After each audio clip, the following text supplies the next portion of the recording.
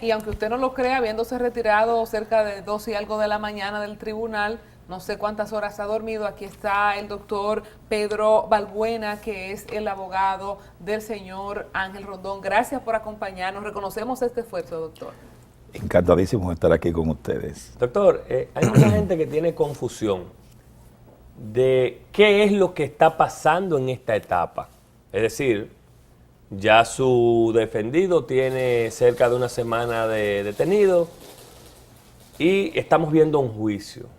¿Qué es esta etapa del juicio? Para clarificar a la gente que cree que de ahí va a salir un preso o de ahí va a salir uno. Mire, usted no tiene ningún cargo. ¿Cuál es la realidad de esta etapa, doctor? Los procesos penales funcionan sobre la base, digamos, parten de la apariencia o de la ocurrencia de una infracción penal. Y normalmente cuando el Ministerio Público promueve una acción penal en contra de alguien y existe sospecha de que esa persona pudiera evadir el proceso, lo que hace el Ministerio Público, como hizo en este caso, no porque existiera sospecha, pero partiendo de lo que está, como está regulado en la ley, fue obtener una orden de arresto en contra de estas personas y llevarla ante un juez para que le conozca medida de coerción. Las medidas de coerción son un mecanismo destinado solamente a asegurar que la persona sometida a persecución penal no se evada, no frustre el proceso que se le sigue fugándose o no utilice su libertad para por ejemplo, destruir pruebas o obstaculizar la persecución. Esa audiencia está exclusivamente limitada a ese aspecto, a decidir si estas personas quedan, como pretende el Ministerio Público, sometidas a una medida de coerción de prisión preventiva o si por el contrario se van con una medida distinta que no restrinja tan gravemente su libertad. Ahí mi pregunta, escúchame Colombia, 18 meses de medida de coerción pide el Ministerio Público. ¿Cómo evalúa sobre todo la barra de la defensa de Ángel Rondón, que para el Ministerio Público es el cabecilla de esta supuesta trama en la República Dominicana? Y en adendum a eso, cuidado con los adendum, no solo 18 meses, sino que sea la victoria, porque el Ministerio Público muestra esa hazaña. ¿Qué peligro muestra Rondón? Con su defendido. Peligro ninguno. De hecho, como ustedes saben, las órdenes de arresto y los arrestos se materializaron en condiciones tales que da a pensar que lo que se estaba buscando era una banda peligrosa que podía ser, digamos, podía ser resistencia al arresto. No existía ninguna razón para el arresto. De hecho, todas esas personas habían comparecido ante el Ministerio Público, muchos de ellos en más de una ocasión, y comparecían a sola llamada telefónica. Entonces, hacer un arresto en esas condiciones no es lo que la ley quiere, porque la ley prevé el arresto para aquellos casos en que existe riesgo de que la persona se evada o cuando una persona en particular ha desobedecido un mandato de llamada de la autoridad del Ministerio Público para que comparezca. Entonces, en este caso, nada de eso aconteció. El arresto, desde mi punto de vista, no es más que un acto de populismo penal. Era quizás la intención del Ministerio Público de enseñar que estaba promoviendo seria y enérgicamente una acción penal en contra de estas personas. Y el tema de la filmación, que luego que pasaron como 2 o 3 días, vimos que se filmó a varias cámaras, cual película o reality show. ¿Cómo hay precedentes en este tipo de accionar del Ministerio Público o se está creando un precedente con este tipo de tratamiento a la forma y manera en que se va a llevar en prisión a un imputado? Usted, me imagino que usted, a diferencia de nosotros, se dio cuenta o su defendido le ha dicho cuántas cámaras habían y si eso le apabulló al imputado, ver la presencia de un crew, cual película, reitero, a la hora de ser llevado preso. Esa fue una de las cuestiones que se planteó ayer. Algunos de las defensas plantearon precisamente que el arresto había sido nulo por el hecho de que ellos fueron presentados ante cámaras de televisión para utilizarlo posteriormente para fines de difusión. Y la ley procesal prohíbe que eso se materialice. ¿En serio? Yo claro como no soy abogada, desconocía eso. O sea, ¿hay alguna prerrogativa a nivel de la ley que dice que no debieron ser filmados? Claro, el artículo 95 del ¿Y no lo sabe el procurador? Claro que lo sabe, pero se utilizan estas cosas porque lo que pasa con los sistemas jurídicos como el nuestro es que muchas de las reglas que están establecidas, muchas de las garantías, son sistemáticamente violadas, a veces con fines que no son los mejores para la justicia. Y en un caso como este, quizás parte del impacto que se quería traer necesitaba necesariamente de la intermediación de los medios de comunicación para mostrar realmente cómo se materializaba el arresto. Sin embargo, la ley procesal prevé incluso la nulidad del arresto y todo lo que siga si se le violan, entre otros derechos, el derecho que tiene, por ejemplo, toda persona arrestada a gozar de su intimidad aún en ese momento, porque estamos en una etapa tan primaria que usted no sabe si esa persona va a seguir siendo procesada, si el Ministerio Público va a desestimar la acusación. Entonces, para proteger esos intereses. Las cámaras se metieron hasta sus casas. Una cosa terrible, me parece a mí, desde todo punto de vista. Se discutió en un momento, vamos a ver qué dice el juez con respecto a esa petición que se le formuló en una ocasión ayer, solicitándole que se declarara nulo el arresto y todo lo que seguía sobre la base de esta exposición pública. Doctor, los argumentos que esgrime el Ministerio Público son los supuestos testimonios de Marcos Vasconcelos Cruz, quien era el representante de Odebrecht en República Dominicana, y que supuestamente él hace mucha alusión, es lo único que yo como ignorante en la materia he podido ver, a Ángel Rondón.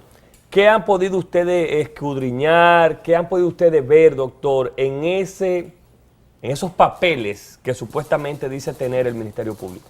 El elemento más destacado de todo esto es que el señor Rondón fungía como representante de Odebrecht en República Dominicana y tenía un contrato que había tenido ejecución durante largo tiempo.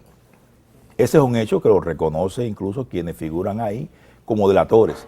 Otra cosa importante es que esos interrogatorios desde ningún punto de vista afirman que Rondón incurrió en los hechos que el Ministerio Público dice que él incurrió. O sea, de lo que habla ese interrogatorio de una relación, digamos, comercial entre esas personas y de suposiciones, pero suposiciones que parten de esos testigos, no afirmando la existencia del delito, sino hablando de que pudo ser, de que tal o cual cosa.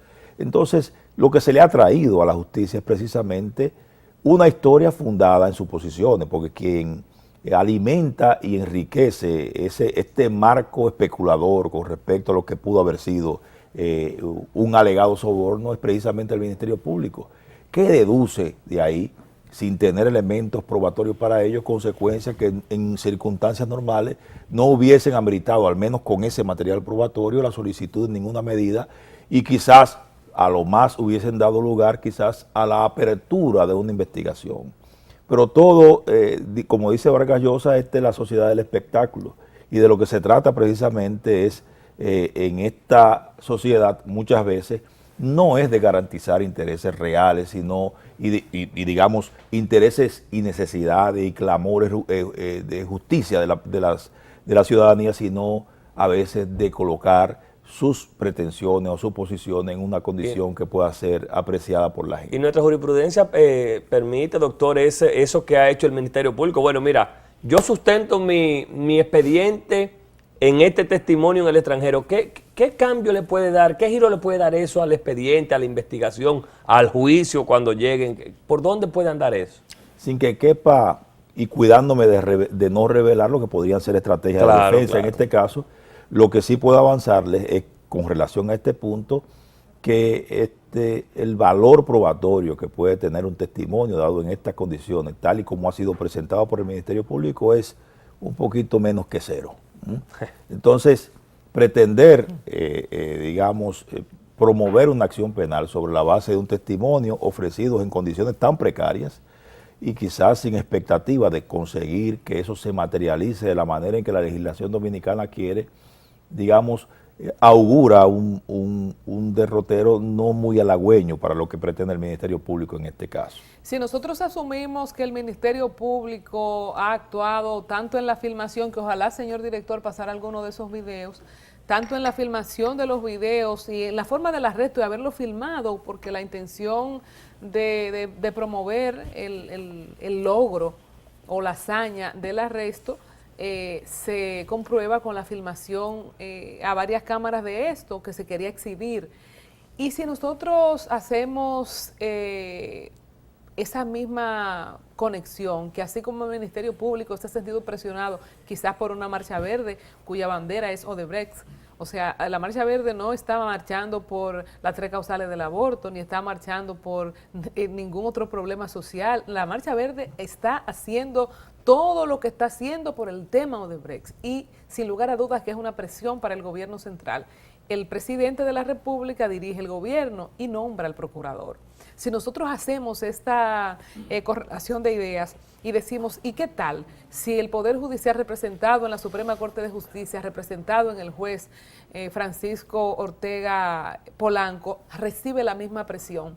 ¿Qué tantas posibilidades hay de que para complacer esta sociedad del espectáculo, él también caiga en esta tentación y pueda dar cumplimiento a lo que pide el Ministerio Público y mande a los imputados a esos 18 meses de prisión? Y en el caso de su defendido, que de hecho el Ministerio Público lo pide para la victoria, ¿cuál sería su posición? Esto pudiera darse. Si de este lado se está dando por presión lo que estamos viendo, quizás en el lado del magistrado uno no sabe lo que él va a decidir hoy. Si él lo hiciera por la presión de que tiene que caer bien, de que la sociedad quiere sangre y tiene que poner a esa gente preso. Sería una catástrofe.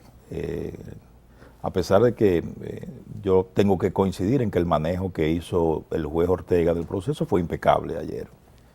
No hay ninguna queja de parte mía y creo que todas las defensas e incluso el Ministerio Público deben coincidir con nosotros en el sentido de que el juez se manejó excelentemente bien.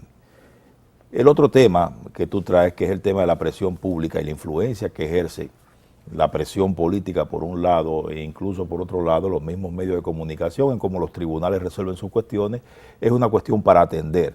Y la función de los jueces precisamente es no dejarse distraer por estas cuestiones, porque los jueces operan en base a criterios completamente distintos. Para un juez lo que debe primar es lo que se probó o no se probó en el tribunal. Ya no es como antes, que era lo los que jueces creía. responden a un criterio de verdad.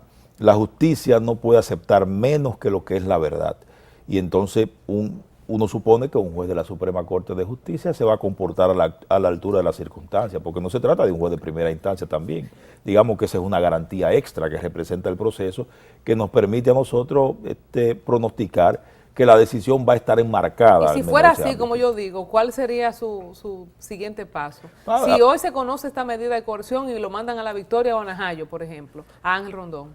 Hoy a las 4 nos enteraremos cuál va a ser la decisión sobre ese particular. Se apela, y la verdad, o sea, ¿cómo funciona el la verdad proceso es que a el partir de proceso ahora? está iniciando. Hay muchas vías procesales abiertas para resolver tanto lo que tiene que ver con el estado de libertad de nuestro representado, en este caso el señor Rondón, así como para incluso ver cómo se combaten los efectos perniciosos de un proceso promovido en las condiciones arbitrarias en que ha sido promovido este. Entonces habrá que ver la decisión y de ahí partir para lo que podría ser el paso próximo de cara a promover la defensa de Ángel Rondón, que podría ser a través de recursos o a través de revisiones de medidas de coerción, que son, digamos, las dos posibilidades que más cerca se ven ahí y que se presentan para un caso como este. Llama la atención, doctor, que el señor Rondón, al igual que muchos empresarios, son donantes en campañas políticas. Pero si vemos la trayectoria comercial, él mismo ayer la detalló en su ponencia, fue el pionero en importación, por ejemplo, de motocicletas, y empezó una trayectoria empresarial. ¿Dónde cae aquí la parte de lavado de activos, como que a uno no le queda muy claro en la acusación del Ministerio Público, doctor? Tengo plena coincidencia contigo, a mí tampoco me queda muy claro, a mí me parece que es un artificio. Un artificio porque a todos los imputados, en este caso se le colocó al lado de la acusación principal por alegado soborno, también el lavado de activos. ¿Buscando qué? Esa es una manera de perseguir también los bienes de la persona que figura procesada. Pero el tema, el otro tema que subyace en tu pregunta, el tema de qué pasa con lo que podría ser las ayudas a políticos, en República Dominicana, si salimos a procesar a las personas que promueven o que colaboran con las campañas políticas de personas, el país entero tendría que estar sometido a juicio, porque no hay un político en República Dominicana que pueda afirmar que no recibió para fines electorales asistencia de alguien. O quizás tampoco no hay un empresario que no haya aportado a un empresario importante que no haya aportado a una campaña. Claro, implicaría también traerlos a juicio si fuese por eso. Pero tampoco, aparte de eso, hay una cuestión que hay que dejar bien claro. Este tipo de comportamiento no es un comportamiento penado por la ley. La ley dominicana no sanciona ni penal, ni civilmente, ni de otra manera, a quien colabora con un político en la promoción de una campaña electoral. Doctor, el Ministerio Público dice que eran mamotretos los contratos, que eran ficticios los contratos de Ángel Rondón con Odebrecht. ¿Cómo ustedes están trabajando esa parte de esos argumentos de desmontar esa versión del Ministerio Público? Ese es otro de los aspectos, o sea, esa declaración del Ministerio Público en su solicitud de medida no tiene ningún tipo de coincidencia con lo que dice su testigo estrella en este caso, quien reconoce la validez del contrato y reconoce la validez de la intervención de Ángel Rondón como representante de Odebrecht en República Dominicana. De modo que, al igual que todas las cosas que ha ido elaborando el Ministerio Público en esta acusación, algunas de ellas más vergonzosas que otras, como ustedes habrán podido ver en el día de ayer, esta afirmación no es más que una elucubración más del Ministerio Público destinada a crear la apariencia de delito donde no lo existe. De modo que, igual que otras imputaciones en el mismo sentido, que carecen de asidero probatorio, no tienen elementos que la justifiquen, habrán de quedarse en el aire así, como puras especulaciones y sin ningún efecto sobre lo que es el proceso judicial. Hablando del proceso judicial, la pregunta que le hacía ahorita en el caso de que hoy la medida de coerción sea prisión para la gente que no es abogado y que parece que estamos hablando en chino cuando hablamos de proceso, ¿qué es lo que sigue ahora? ¿Qué tan largo puede ser este caso? Hoy cuando se conozcan las medidas de coerción, sea prisión, preventivo, cualquier otra, ¿cuál es el próximo paso para ya estar en un juicio de fondo y cómo sería el manejo en este caso que ha sido llamado el caso más importante en la historia de la justicia dominicana por la cantidad y las cualidades de los imputados? Un proceso judicial normal en República Dominicana puede tardarse muchos años. La ley de hecho regula una duración máxima del proceso de 4 años, por ejemplo. A partir del cual se puede producir la extinción por agotamiento de este plazo. Un proceso de esta naturaleza, con la cantidad de imputados que tiene, y quizás con la promoción de acciones penales en contra de más personas que nadie sabe, uno solamente puede especular al respecto, se trata de un proceso que por esa sola condición, por la cantidad de imputados, es complejo. Y es probable que si el Ministerio Público pretende promover una investigación como esta, habrá de tomarse, no solamente en esta etapa, que es la etapa inicial de investigación, podrá tomarse un tiempo considerable hasta llegar a juicio, que me parece a mí que no existen los elementos para que llegue, pero si ustedes me piden que pronostique lo que podría ser un proceso judicial como este podría agotar el término máximo que la legislación prevé, si es que se lleva hasta el final, si es que pudiese llegar. ¿Qué es lo que va después de esto, de esto que es la fase de instrucción, verdad? La fase de investigación. Digamos que el proceso penal hay una primera fase que es de recoger la información, otra de depurar esa información, otra de juicio y otra de recurso. O sea, más o menos la información va tomando forma hasta que llegue el momento de llevarla a juicio, que es donde, digamos que es la etapa más intensa del proceso. ¿Hay alguna posibilidad de que el juez Francisco Ortega hoy diga, fulano y fulano se van para su casa porque esto no tiene fundamento? O sea, el día de hoy se le conoce medida de coerción a todos, se da por sentado que todos van a ir a ese juicio de fondo, o él podría hoy mandar, despachar, desvincular en esta parte del proceso a alguno de los acusados? La libertad que tiene el juez para decidir es completa. Digamos que él podría decidir hoy no imponer medida de coerción a ninguno de ellos, podría decidir imponérsela a uno y a otros no. Podría decidir también que se le solicitó al Ministerio Público declarar complejo el caso. Todas esas posibilidades. Pero lo que dice Colombia, caben. doctor, para ser más preciso, Luis Miñoso está en ese expediente. El juez hoy puede decir, mire, ahí no hay prueba suficiente, usted no tiene que estar en este expediente. ¿Esta fase es para eso o no? No, esta fase es simplemente para sujetar a la persona que está siendo perseguida al proceso. Es simplemente para, digamos, establecer un mecanismo que garantice su presencia. ¿Podría despachar a alguien? Claro que sí, claro que sí, sin ninguna duda. Doctor, ayer, y no quiero ser antiético ni lo voy a poner a usted en esa encrucijada, una barra de la defensa de uno de los encartados hizo alusión a que eso había prescrito, si tomásemos como bueno y válido ese delito. el Ministerio Público hizo alusión a unos acuerdos internacionales donde supuestamente los delitos contra los estados no prescriben, algo así de Por corrupción. acuerdos internacionales. Doctor Balbuena, ¿cuál es la realidad de la prescripción o no en este caso, si fuese comprobado que hay algún hecho? Muy bien, me voy a permitir completar lo que tú vienes Sí. trayendo. Yo recuerdo perfectamente la discusión que se dio Muy flojo el durante Ministerio la Público, comisión. doctor. Ustedes están haciendo papilla con ellos. Lo que plantea el Ministerio Público, en síntesis, es que esta acusación cae dentro de lo que son infracciones que no prescriben. O sea, que el paso del tiempo no hace que se extinga la posibilidad de perseguirlo. Y lo hace afirmando que las leyes procesales son de aplicación inmediata y que como tales la intervención de la ley 1015 en el año 2015 hace que todas estas infracciones nunca en la vida prescriben. Desde mi punto de vista eso es una posición absurda y porque desconoce una cuestión elemental entre nosotros. La garantía de irretroactividad de la ley que consagra la Constitución obviamente tiene una fuerza específica sobre esto. Si bien ahora en la legislación procesal existen infracciones que no prescriben, en el momento en que alegadamente cometieron los hechos que ellos hoy persiguen, existía otra legislación.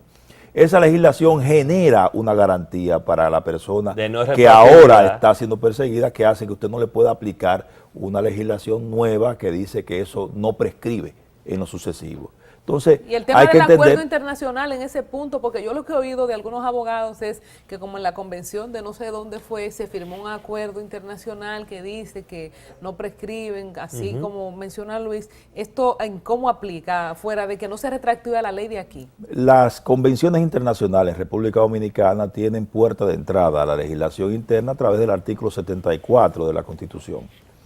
Y salvo los convenios internacionales que se refieran a derechos fundamentales, a derechos humanos, los demás convenios no son de aplicación directa, sino que el Estado tiene que votar una legislación que permita implementar lo que está contenido en un convenio internacional. Lo que quiero decir es que no basta que un acuerdo diga que tal o cual delito es imprescriptible si a nivel interno no existe una legislación que haya hecho, digamos, materializar ese convenio internacional. Las normas internacionales, salvo la que refieren a derechos fundamentales, a derechos humanos, no aplican de manera autoejecutiva, de manera automática, sino que requieren la intervención del legislador. En el caso de César Sánchez, si es hallado culpable, no hay delito porque prescribió. Bueno, según si No, tomamos... es más que eso, no se puede procesar, no se le puede someter a proceso. Pero hay algunos abogados, doctor, Mira también ahí, que... una confusión que yo tenía. Sí, no, y yo porque a mí me habían mareado con eso de los acuerdos internacionales. Yo creo que la habían mareado. Porque sí. tú sabes que eso también está muy de moda, de que el Ministerio Público anda mareando. Ahora, doctor, yo también he escuchado a algunos abogados decir que como se continuó el delito, como la misma cadena no prescribe, ¿cuál es la realidad de eso? ¿O son hechos individuales para juzgarlos? Si lo que imputan es el delito de soborno, el soborno es una infracción instantánea, o sea, que se ejecuta por un solo acto o por varios actos que pueden estar conectados. Entonces, si usted va a utilizar ese argumento, necesariamente usted va a tener que indicarme cuáles son los elementos continuos que usted dice que existen luego de que se promulgó la nueva ley. Claro. No basta con que usted afirme, no, se trata de una infracción continua, porque las infracciones continuas tienen otras características y esta no queda enmarcada dentro de lo que podría ser una infracción en el sentido continuo, que sí hay que entender que la prescripción comienza a correr en el momento en que se detiene esa continuidad. Para afirmar eso en un caso como el presente, habría que entender que aún después de la promulgación de la ley 1015 continuaron cometiéndose actos de soborno y que por tanto es esta última fecha la que hay que tomar en cuenta. ¿Usted estuvo presente en los interrogatorios que le realizó el Ministerio Público a su defendido? No, mi entrada al proceso ocurrió mucho tiempo después. Yo no estuve presente. Ok, ¿cuál es la realidad, doctor? ¿Es cierto que Ángel Rondón, como detalló el periódico Listín Diario hace unos días, delató y dijo cuál era el mecanismo y la logística que él supuestamente usaba? ¿O Ángel Rondón en esos interrogatorios, usted que ha tenido acceso, nunca ha mencionado esa parte. ¿Cuál es? Cuéntenos un poco de esa parte. No, de hecho lo que ha dicho Ángel Rondón en sus declaraciones es lo mismo que yo le acabo de decir aquí, que su relación con esa empresa ¿Y fue de dónde pura y los simplemente periódicos sacan comercial. esas cosas? Exacto. Bueno, Doctor. Ayúdenos ahí. es imaginación fértil. Yo no puedo afirmar más que eso. Bueno, Esos son los finalmente de mi parte, doctor, se estila que los imputados, en este caso al final de la noche, ya yo no pude verlo porque, ¿verdad?, eran las 11. Ellos hablaran, eso se estila. ¿Por qué, por ejemplo, hablan? Después que ya los abogados hablaron, ¿qué hace un imputado hablando, por ejemplo? La ley prevé esa posibilidad. O sea, que el imputado explique lo que espera del proceso, lo que es su posición frente al proceso. En lo particular, desde mi punto de vista, hablar después que ha hablado un abogado a mí me parece completamente innecesario, pero hay que reconocer que los imputados son mayores de edad y que toman decisiones propias también. Mi recomendación como abogado siempre es apegarse a lo que es el esquema de defensa, las condiciones específicas y no trabajar de esa manera. Brevemente, Colombia, doctor. Bueno, llegan a juicio de fondo, es en la Suprema porque hay jurisdicción privilegiada. ¿Es una instancia única, doctor? La Suprema ya no hay para dónde coger. Es un solo martillazo. Lo que salga de ahí es lo que hay. Y si es así, si yo estoy equivocado dentro de mi ignorancia, ¿qué era lo más conveniente, por ejemplo, en su caso particular, que lo juzgara en un tribunal ordinario?